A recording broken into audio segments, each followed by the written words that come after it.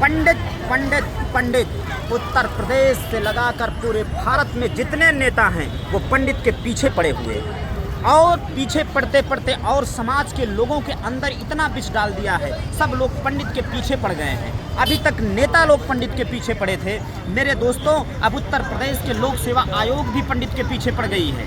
अभी कल के ही डेट में उत्तर प्रदेश की एसआई की परीक्षा होती है, उसमें एक शब्द डाला जाता है कि अवसरवादी कौन होता है। उसमें ऑप्शन पहला ए जो दिया गया हो पंडित के रूप में दिया गया है। बड़े शर्म की बात है इस देश में। मैं कहता हूं, क्या आप पंडित को इस भारत से निकाल देंगे?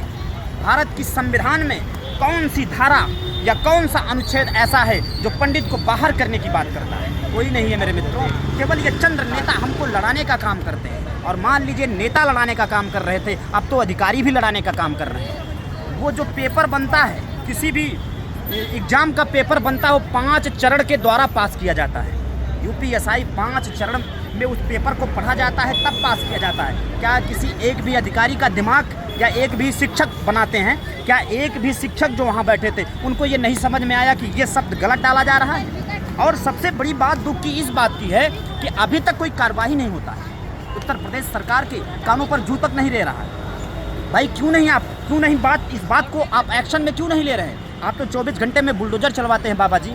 लेकिन अगर लोक सेवा आयोग इस तरीके से प्रश्न उठाएगा और ब्राह्मण समाज को अपमानित करने का काम करेगा, देखिए मैं जात के पक्ष में रहने वाला व्यक्ति नहीं हूँ, मैं हर समाज में करता हूँ। और मैं पंडित के बारे में बताना चाहता हूँ, पंडित समाज एक ऐसा है, प्रभु राम जी की पूजा करवाया।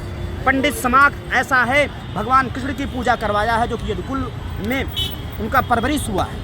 पंडित समाज एक ऐसा समाज है जो कि चंद्रगुप्त मौर्य को जमीन से उठाकर राजगद्दी पर बैठा देता है। पंडित समाज ऐसा है, चंद्रशेखर आज़ाद अपने सीने में गोली खाता है। पंडित समाज ऐसा है, महारानी लक्ष्मीबाई अपने बच्चे को पीठ पर बांध करके लड़ते लड़ते देश के लिए लड़ते बलिदान हो जाती हैं। और ये पंडित समाज की बात आप करते हैं। पंडित अपने आप में सर्वोपरि है, इसकी महत्व आप उनके महत्व को कभी आप कम नहीं कर सकते हैं। पंडित अपने आप में एक ब्रांड है।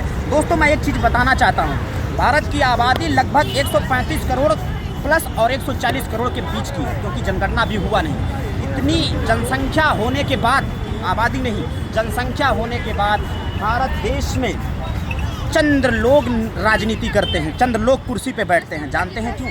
यही राजनीति करके, जात पात में बांट करके। हमारा संविधान किसी को बांटने का बात नहीं करता। और एक लाइन और कहना चाहेंगे, पंडित जो है डॉक्टर भीमराव अंबेडकर को विदेश पढ़वाता है। और जब अंबेडकर जी विदेश पढ़ के आते हैं तो निचले समाज के दबे लोगों को ऊपर उठाते हैं। और जब ऊपर उठाते हैं, उस कमेटी में जितने सदस्य थे 90% पंडित थे। क्या पंडित ने विरोध किया? अगर पंडित विरोध किए होते तो संविधान में जो दलित समाज को अधिकार मिला है नहीं मिला होता।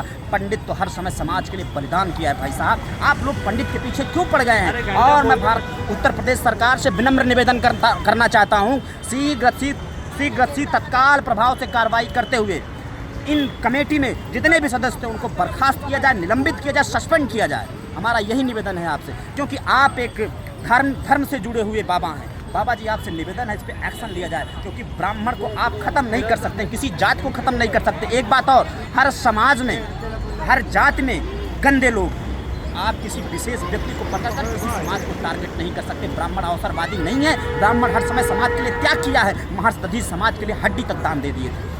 नमस्ते दोस्तों, नमस्कार, जय श्री राम।